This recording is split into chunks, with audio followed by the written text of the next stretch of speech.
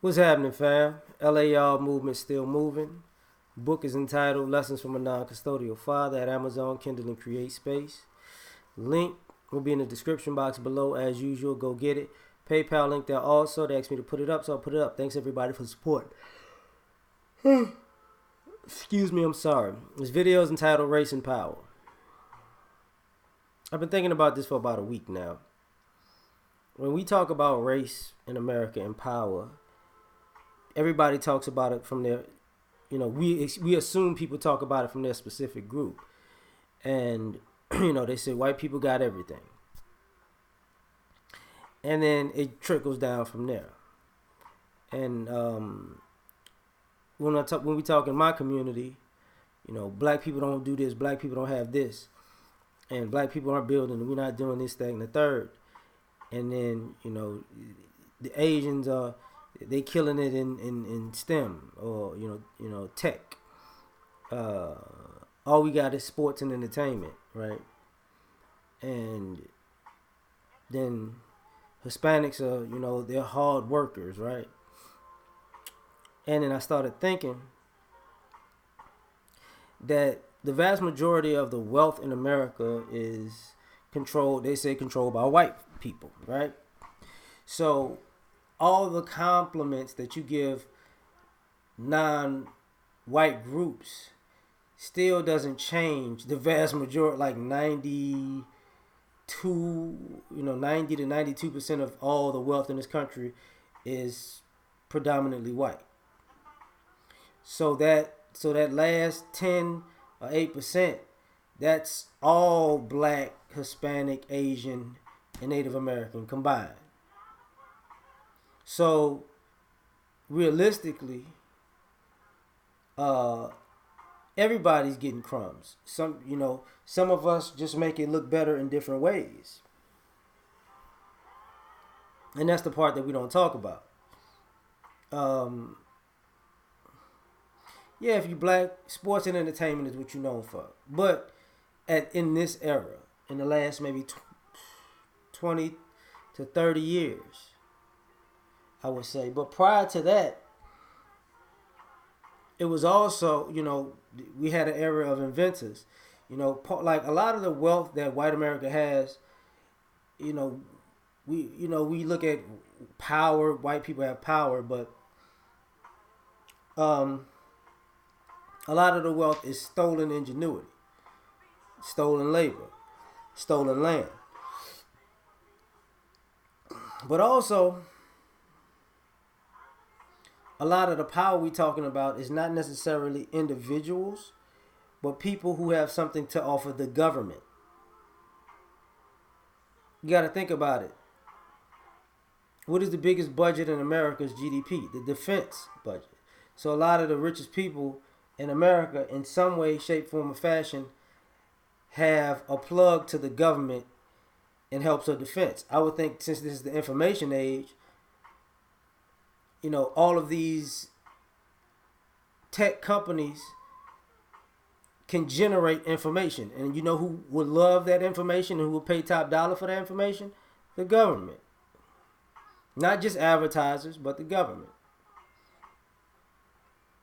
When you think about the food in this country, the USDA is a government entity, right?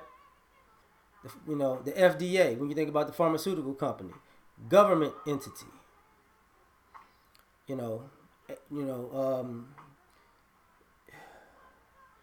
ATF, what is that? What is that? Ammunition, tobacco, and firearms? Is it ammunition? I don't think it's ammunition. But anyway, government entity that regulates things.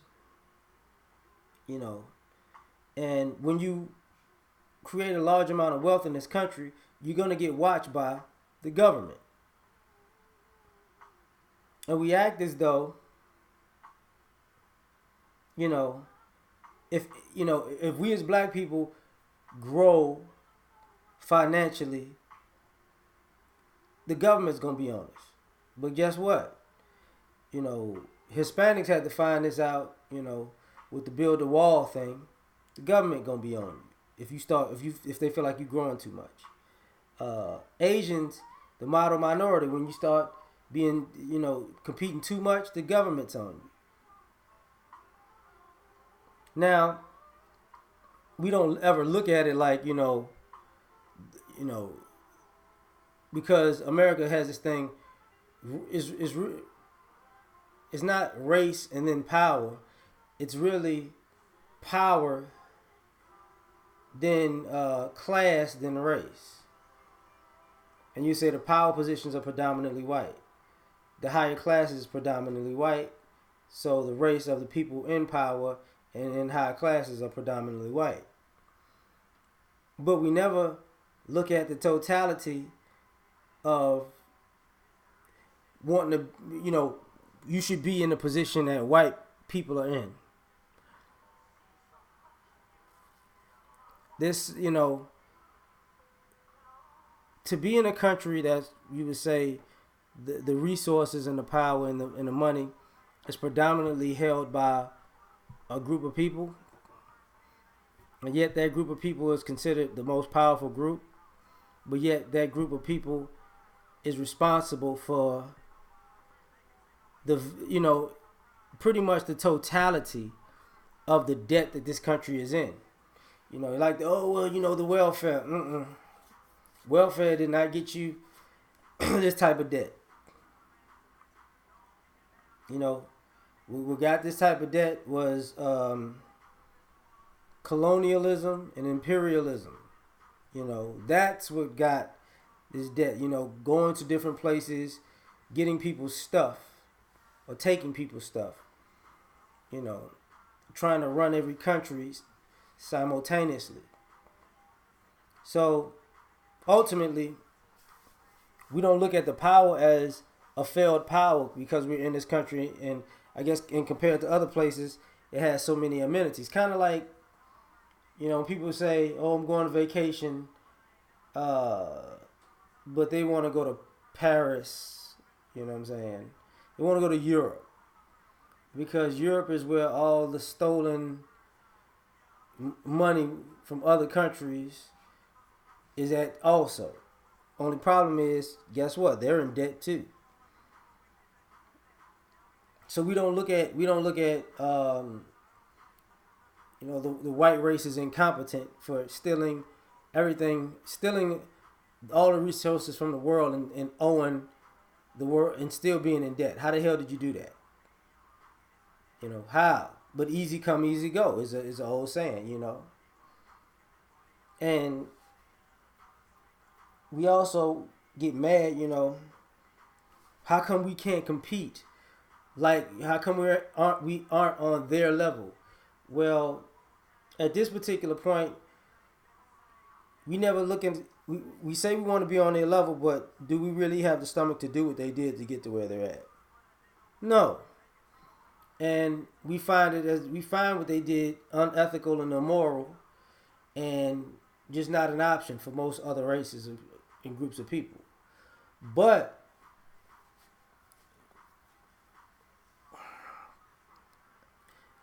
we don't mind benefiting off of it. And what I mean by that is everybody feels like, America's built on negativity, but a lot of the positive things that were done by, people who wouldn't be considered traditionally looked at as American because of their race. So your blood, sweat, and tears to do something positive in this country, which was probably ultimately, the benefits of that was probably stolen from you. You feel like it's payment enough to benefit off of the amenities of this country and not the things that this country has done, in this country and abroad. And nobody wants to talk about the fact that, when it all comes down to is, race and power as we know it in this country is really coming to an end. And some of us are so comfortable with how it was, we can't.